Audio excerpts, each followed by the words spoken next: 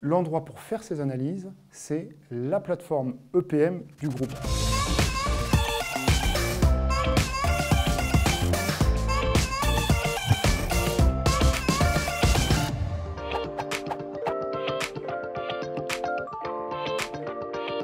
Alors, on a aujourd'hui, au niveau du CFO, beaucoup d'attentes pour mieux piloter, améliorer la capacité de prise de décision et le faire en s'appuyant sur les données. 3 niveaux de réflexion à ce stade. Ce qu'on constate, c'est qu'il y a une exigence de rapidité aujourd'hui. Donc on veut pouvoir capturer, traiter, mettre en qualité et rendre la donnée disponible pour le processus de prise de décision plus rapidement.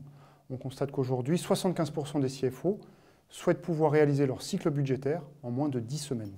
Deuxième aspect important, le CFO va vouloir mettre en perspective ses données financières.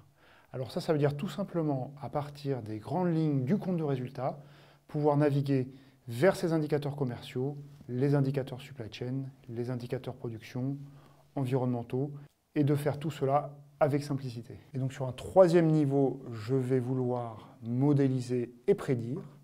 Donc modéliser, c'est important parce que ça va me permettre d'identifier facilement les effets prix et les effets quantité. Quand il y a des chocs exogènes sur l'entreprise, c'est important de pouvoir réagir et en évaluer rapidement les impacts. Et enfin, pour les analyses, je vais pouvoir utiliser l'intelligence artificielle pour identifier des mouvements et des facteurs que je ne pourrais pas voir sinon. Par exemple, dans le cas d'une entreprise dans un environnement industriel, je vais pouvoir analyser les unités de production, les comparer, identifier les clusters d'unités performantes et ensuite en tirer les facteurs et les bonnes pratiques.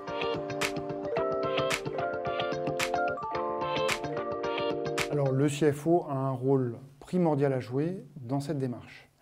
Le CFO est le garant et le propriétaire de tout le référentiel financier de l'entreprise. Et donc c'est lui qui va être en capacité de mettre en perspective, à l'aide de ce référentiel, les données opérationnelles avec les données financières.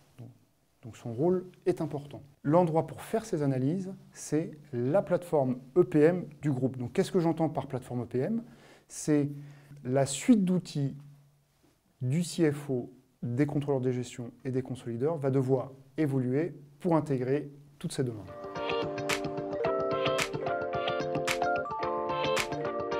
Le CFO et la direction financière, la première étape, c'est d'identifier les cas d'usage et les domaines où ce travail va être mené. Finalement, ces domaines où on va aller mettre en évidence les indicateurs financiers et les indicateurs opérationnels. Donc les forces de vente, la logistique, la production. Deuxième chose, je vais devoir moderniser les plateformes EPM, donc les plateformes où j'exécute ces processus qui permettent la prise de décision. Donc les outils sur lesquels ces processus tournent aujourd'hui sont des outils comme SAP FC, Oracle HFM, qui sont centrés sur la donnée financière.